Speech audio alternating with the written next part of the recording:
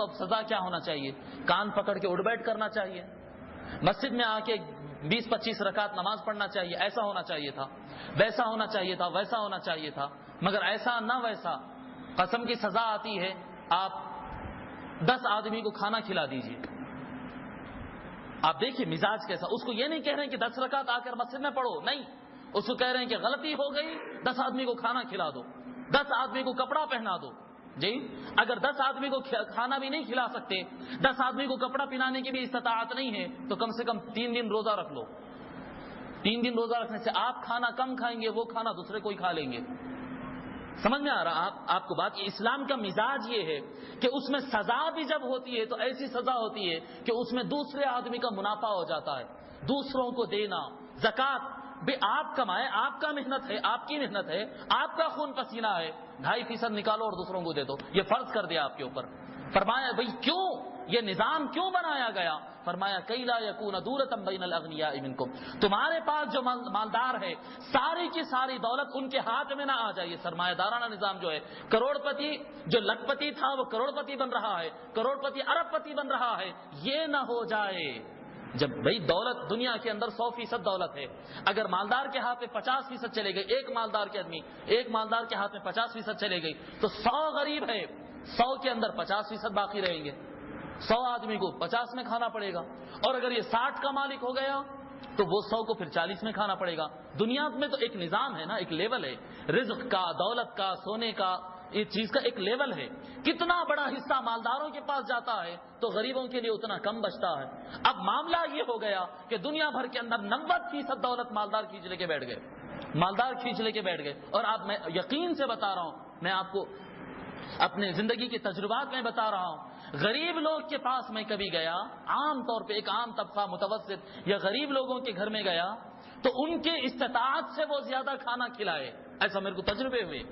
کھانا ارے مل صاحب آگے، بلکہ وہ کھانا نکال لیتا، چائے منگا لیتا، محلے میں گڑبڑ کر لیتا، جو بھی کرنا ہے وہ کرتا ہے۔ اس کے برخلاف اگر مالدار کے گھر میں جائے، آپ کو میں بتا رہا ہوں زیادہ تر جو تجربہ ہوا، میں تو اللہ کا فضل ہے کبھی کسی سے 1 روپیہ پوچھنے کے لیے گیا نہیں، مگر بتا رہا ہوں کبھی کسی کام سے اگر جانا ہوا تو بمشکل مالدار آدمی کے گھر میں چائے آتی ہے، بس اس کا دل ہی نہیں بڑھتا کھانا کھلانے کے لیے، غریب کے مقابل میں بھی کھانا نہیں کھلاتا ہو۔ یہ کیا ہے؟ یہ جمع کر لینے، بس میرے پاس بھر جائے، یہ شیطانیت ہے، یہ شیطانیت ہے۔ اسلام کے اندر دوسروں کو مدد کرنے کا حکم ہے، دوسروں کا خیال کرو جتنا۔ کیا جب آپ اپنی زندگی دیکھیے، آپ میں بتاتا ہوں، حدیث شریف میں آقا صلی اللہ علیہ وسلم فرماتے اذا اطعمت فاشبع، آقا صلی اللہ علیہ وسلم فرماتے جب کسی کو کھانا کھلاؤ تو پیٹ بھر کے کھانا کھلایا کرو۔ کھانا جب دوسروں کو کھلا رہے تو کنجوسی نہیں کرنا، اچھے سے اچھا کھانا کھلاؤ۔ 50 روپے میں اس کا پیٹ بھر سکتا ہے، اگر آپ بھاری کھانا منگاتے، 100 روپے کا کھانا منگاتے، 200 روپے کا کھانا منگاتے، تو شریعت میں اس کو اسراف نہیں کہا جاتا، کیونکہ دوسروں کو کھلانے کے لیے منگایا۔ دوسروں کو کھلانے کے لیے کھانے پر زیادہ خرچ کرنا یا کپڑے پر زیادہ خرچ کرنا، دوسروں کو تحفے تحائف دینے کے لیے قیمتی چیزیں لانا، یہ اسراف نہیں ہوتا۔ اس کے برخلاف جب اپنی زندگی کے بارے میں سوال آتا ہے کہ بھئی ہم کیسا گزاریں اپنے کھانے کے لیے، تو آقا صلی اللہ علیہ وسلم فرماتے کمر جھکنے نہ پائے، کمر سیدھی رہی، بس اتنے نوالے کھایا کرو۔ آپ کی بھوک سے ایسا جھک جاتے نا، ہاتھ نہیں ہو کے جو جھک جاتے، بھلے یہ کیفیت مت آنے دو، کمر سیدھی رہے، اتنا کھانا کھا لیا کرو۔ جب اپنی زندگی کے بارے میں آئے، فرمائے زیادہ ہی کھانا چاہتے ہیں تو پیٹ کو 3 حصوں میں بانٹ کر 1/3 میں کھانا ڈال لو، 1/3 پانی کے لیے رکھ لو، اور 1/3 سانس اندر جانے آنے کے لیے رکھ لو، یعنی 1/3 1/3 پیٹ سے زیادہ کھانا نہیں کھانا۔ آقا صلی اللہ علیہ وسلم فرمائے اپنے لیے جب پوچھتے ہیں، جب دوسروں کے لیے پوچھتے ہیں تو تحابو، ایک دوسرے کو تحفے دیا کرو، محبتیں بڑھایا کرو، تحفے دیا کرو، خدمت کیا کرو، غریبوں کو زکات دیا کرو، صدقات دیا کرو، رشتہ داروں کو تحفے دیا کرو، دوستوں کو تحفے دیا کرو۔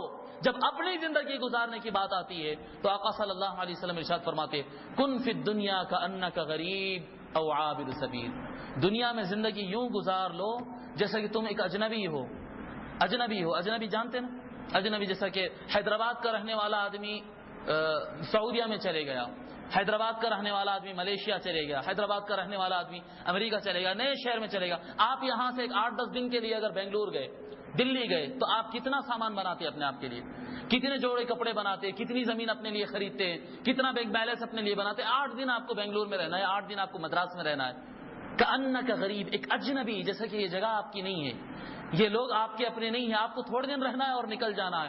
ایک اجنبی کی زندگی گزارو، او عابر سبیل، بس یہ ایسی زندگی گزارو جیسا ایک مسافر راستہ کاٹ لیتا ہے، راستہ گزر جاتا ہے. آقا صلی اللہ علیہ وسلم فرماتے ہیں جب اپنی زندگی گزارو تو ایک مسافر کی زندگی گزارو. مسافر کتنا بنا سفر اگر آپ کو کرنا ہو تو میں سمجھتا ہوں بیگ کے اندر آپ 4 جوڑے رکھیں گے، 5 جوڑے رکھیں گے، 6 جوڑے رکھیں گے.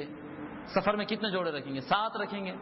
ہمارے بعض بھائیوں کو ڈریسنگ کا بڑا شوق رہتا ہے، نوجوان بچوں کو ڈریسنگ، ایک سے ایک ڈریسنگ ہونا ہے، پہنے سے جوڑا پھر نہیں پہنتے. کتنے جوڑے رکھیں گے بھائی سفر کے اندر؟ 10 رکھیں گے. اس سے آگے تو میں سمجھتا ہوں سوچ نہیں سکتے. اگر سوچتے ہوں گے تو سفر پہ 1-2 سفر کر لیے تو معلوم ہو جاتا کہ آئندہ نہیں رکھنا اتنے جوڑے. جی جتنا ہلکا رکھے اتنا آسان ہوتا ہے. جی اس سے زیادہ تو نہیں رکھ سکتے. اس کے برخلاف ہر آدمی اپنی اپنی الماری کو جانچ لے سکتا ہے جو وہاں آج رہ رہا ہے، جہاں پر وہ آج رہتا ہے، اپنی الماری کے بارے میں سوچ لے. میں سمجھتا ہوں بالعموم ہر آدمی کے پاس 15-20 جوڑے تو نکل جاتے ہیں، ہر آدمی کے پاس تقریباً. اور میں نوجوان بچوں کی بات نہیں کر رہا ہوں، عام لوگوں کی بات کر رہا ہوں. نوجوان بچوں کی تو میں اپنے آنکھوں سے دیکھا، ایک الماری بھر کے دوسری الماری میں رکھ رہے ہیں، پیٹیوں میں رکھ رہے ہیں، جگہ نہیں ہے، دروازوں کے پیچھے لٹکائے ہوئے. الماری بھرنے کے بعد میں دیکھا ہوا ہوں اپنے آنکھوں سے کئی نوجوان کو، 1-2 کی بات نہیں بتا رہا ہوں. شوق ہے بس فلاں جنس خرید کے لایا، فلاں بیگی خرید کے لایا، فلاں بیل باٹم خرید کے لایا، وہ ٹی شرٹ لایا، لال لایا، اودی لایا، ہری لایا، 3 قسم کی لایا، یہاں تک لایا، پھر یہاں تک لایا، یہ اسٹائل میں لایا، پھر شیروانی لایا. ایک دوست کا ولیمہ ہے تو ایک نئی شیروانی خریدا، پھر بھائی کا ولیمہ ہے تو ایک نئی شیروانی خریدا. انا للہ و انا الیہ راجعون. مسلمانوں یہ اپنے لیے نہیں، آپ سال بھر میں آپ کیا کریے، ایک ٹارگٹ بنا لیجئے کہ مجھے ہر سال 24 جوڑے خریدنا ہے. 24 جوڑے میں سے میں آپ اپنے لیے 2 جوڑے رکھیں، 22 جوڑے آپ دوسروں کو دیا کریے. اسراف نہیں ہوگا، دوسروں کو دیا کریے.